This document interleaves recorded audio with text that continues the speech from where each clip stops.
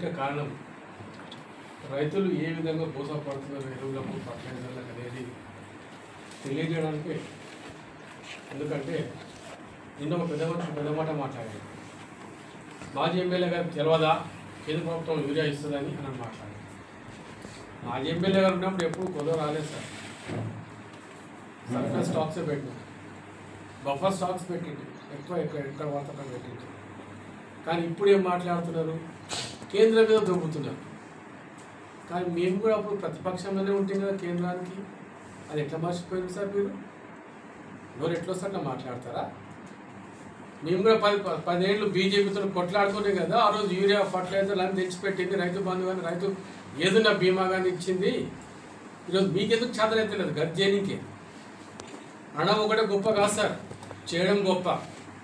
చేసి చూపించి మాట్లాడండి. ఈరోజు 10 ఎకరాలకు 2 సంచులు ఇస్తారు యూరియా. ఇది రైతాంగం చేసే, కాంగ్రెస్ ప్రభుత్వం రైతులకు చేసే మేలా? ఇదేనా మాట్లాడేది? సరిగ్గా కళ్ళకు కనపడతలేదా?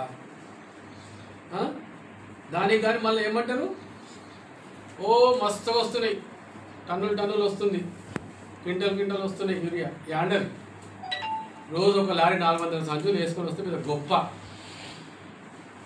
పైసలు కట్టించుకునేది మళ్ళా బాజాప్తా. ఈ ఎరువులు అనేది కారణం ఎవరు? కేసీఆరా? కాదు కదా. మాజీ ఎమ్మెల్యేనా? కాదు కదా. మరి మమ్మల్ని ఎందుకు అంటారండి? ప్రతిపక్షంలో ఉన్నాము, తప్పకుండా ప్రశ్నిస్తాము, ఎదుర్కొంటాము. చేతనైతే జవాబు చెప్పు, చేతనైతే పని చేయి, చేతనైతే అన్ని తెచ్చిపెట్టండి. లేదంటే ఇంట్లో నోరు మూసుకొని కూర్చోండి. ప్రజలకు నిర్ణయిస్తారు రేపు మీకు బతుకులు. అనవసరంగా ఎవరినంటే అలా నడితే పడిగా లేమిడం మేము. ప్రతిసారి మాజీ ఎమ్మెల్యే మాజీ ఎమ్మెల్యే కానీ తొలి ముఖ్య ఎమ్మెల్యేను, తెలంగాణ రాష్ట్రానికి తొలి ఎమ్మెల్యేను నా మక్తల్ తాలూకాదు. ఇది గుర్తుపెట్టుకోండి. కానీ ఒక్కనాడు ఏది తక్కువ పడినీయలేని నా రైతులకు. నీళ్ళ కాడ కానీ కెనాల కాడ కానీ ఏది కూడా మేము చెప్పేది గదే చెప్తున్నాం అంతే. ముందు చూపు చూసుకోండి. చేతులు కాలేక ఆకులు పట్టుకుంటూ వచ్చేది లేస్తారా? రాదేం రాదు. అది మేము సూచిస్తుంటే ఏందో ఇవాళ అన్నట్టు ఫీల్ అయిపోతున్నారని నాకు అర్థం కాదు. యాడికలు ఉడిపడిరా కొత్త బిచ్చగాళ్ళు కదా వీళ్ళంతా. ఇంతకుముందు ఎక్కడుండ్రు వీళ్ళంతా? తెలియదా? ఇట్లా అంటే మంచిగా అనిపిస్తుంది కదా, అందరికీ చాలా సంతోషం అనిపిస్తుంది కదా. మాకు ఇలా అనాలని ఉద్దేశాలు లేవు.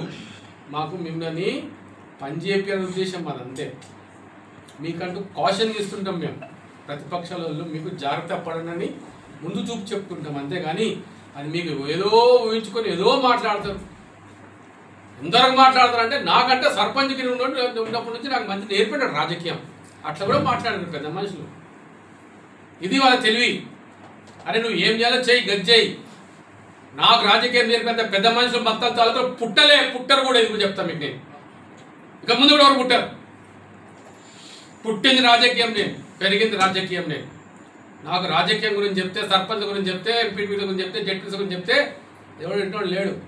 ఎందుకంటే ఈరోజు కొత్త జిల్లా చేసుకున్నాం, మండలాలు చేసుకున్నాం, మున్సిపాలిటీలు చేసుకున్నాం, కొత్త గ్రామ పంచాయతీలు చేసుకున్నాం.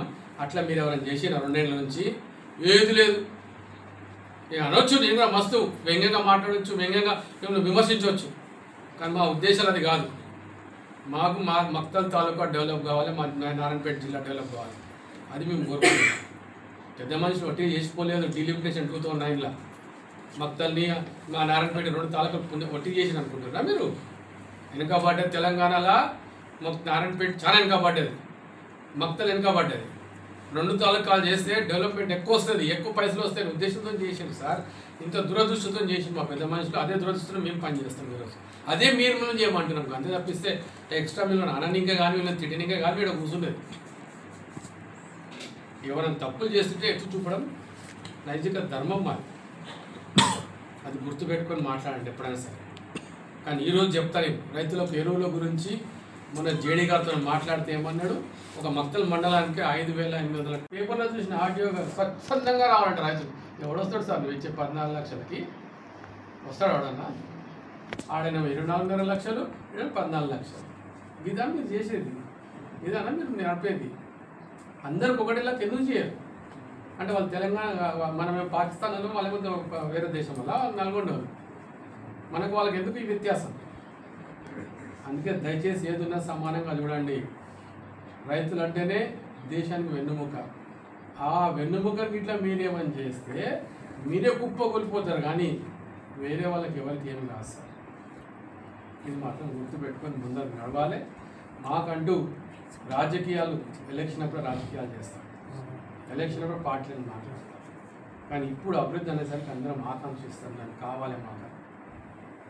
నేను చెప్పినప్పుడేమో దాన్ని చెవులో పెడ చెవులో పెట్టి ఈరోజు వచ్చి లేదు మనకు మళ్ళీ కావాలని మాట్లాడతారు.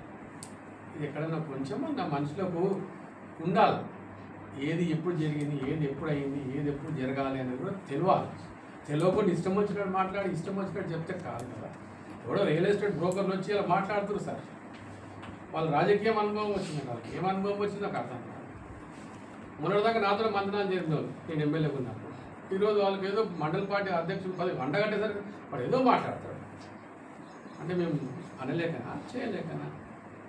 మేము అనాలనుకుంటే చాలా అంటాం సార్, చాలా అనుకుంటాం. అది కూడా సాక్షులతో పాటు మేము ముందరకు వస్తాం. తప్పకుండా ఎండగట్టకపోతే నా పేరు రామ్మోహన్ రెడ్డి గారి కంటే అందరు ఇన్ని రోజులు నా